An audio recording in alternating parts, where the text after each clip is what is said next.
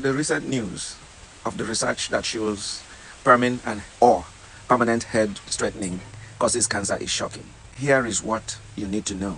Watch to the end for the simple solution that will reverse the potential threat to your health. Click on my link for more information. The permanent hair straightening label, which is called Permin, usually refer to keratin treatments, and there are other processes that use chemicals.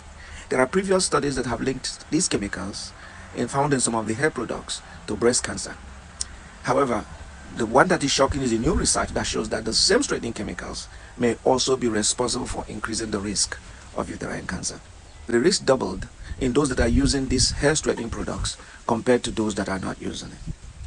Uterine cancer, is the fourth most common cancer among women in the United States of America. And of course, it's mirrored across the world, especially in the Western world. A chemical solution, when it's applied to your hair, causes a change and interrupts the protein conformation that causes the bonds between the keratin layers of the protein in your hair that makes it curly and then straighten them. Curly hair is found mostly in black people because of high keratin.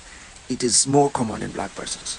There are also chemicals that we know that can interrupt this. These chemicals include formaldehyde, parabens, heavy metals, phthalates, and of course bisphenol A.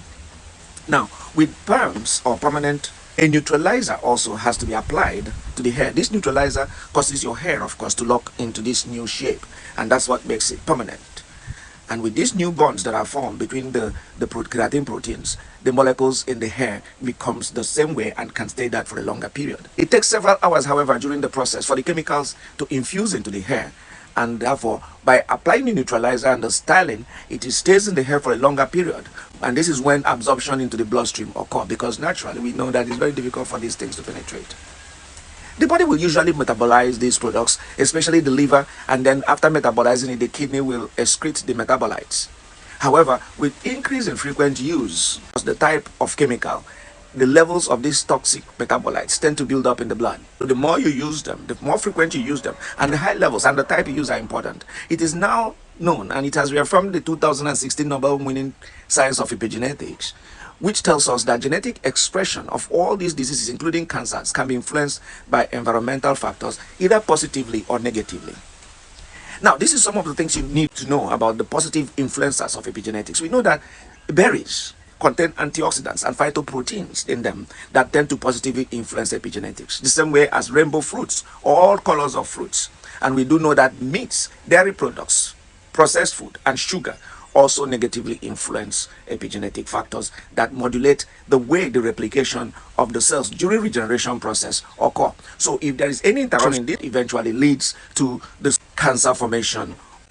Now, what I want to appeal to you is that if you want to reverse this threat shown in this research, all you need to do is to go back to the basics of epigenetics.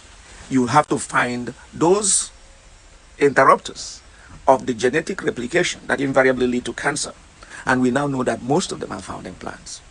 The same pillars of lifestyle medicine that recommend that plant-based diet, including every medical association, cancer societies, American Heart Associations, American Medical Associations, World Health Organization recommend that predominantly plant-based diets have been linked to avoidance of all forms of cancer, and this is not an exception. So you go back to the basics, starting with berries, all forms of berries. In fact, it is said that berries contain the most active antioxidants when they are stressed. So the darker, the uglier, the smellier, the better of the berries. Optimize your vitamin C, natural vitamin C sources as well as the other natural antioxidants and anti-inflammatory substances like curcumin, turned into turmeric, and of course, vitamin D. Vitamin D's, try and take and look at your vitamin D levels before you even attempt to take them, because it is a fast-soluble vitamin and excess of it can also be detrimental.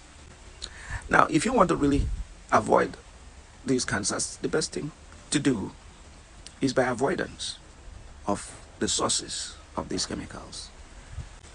You now know the information, you have the knowledge.